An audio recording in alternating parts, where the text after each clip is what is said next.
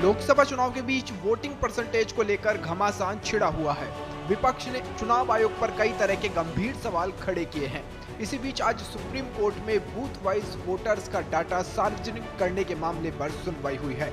शीर्ष अदालत में दायर याचिकाओं में कहा गया है कि चुनाव आयोग को लोकसभा चुनाव के हर चरण की वोटिंग के बाद 48 घंटे के भीतर booth wise voter turnout data को वेबसाइट पर अपलोड करने का निर्देश दिया जाए। विपक्ष ने आरोप लगाया है कि चुनाव आयोग की तरफ से जारी डेटा के साथ हेरफेर की जा रही है। चुनाव वाले दिन वोटिंग प्रतिशत कुछ और होता है और एक हफ्ते बाद वो वोटिंग प्रतिशत कुछ और हो जाता है। इसी को लेकर सुप्रीम कोर्ट में ये याचिका दायर की गई थी।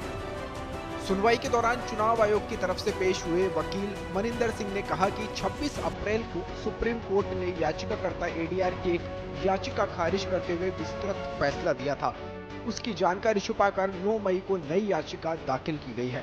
ये कोर्ट से तथ्य छुपाने का मामला है। इस आधार पर नई याचिका सुनवाई के लायक ही नहीं है। उन्होंने कहा कि वोटिंग परसेंटेज को लेकर भ्रम फैलाया जा रहा है।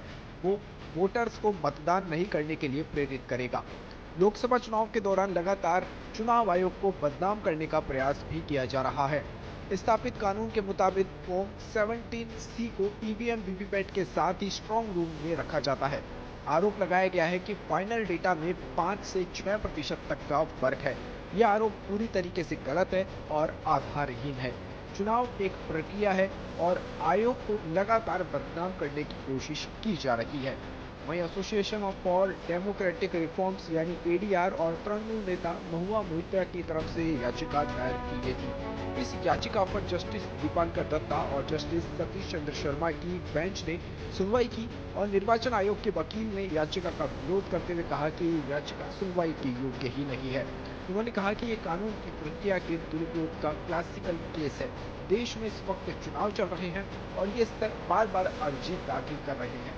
इस पर कोर्ट ने कहा कि चुनाव में 7 में से 5 चरण पूरे हो चुके हैं। इस बीच चुनाव में आयोग पर प्रक्रिया बदलने के लिए दबाव डालना सही नहीं होगा।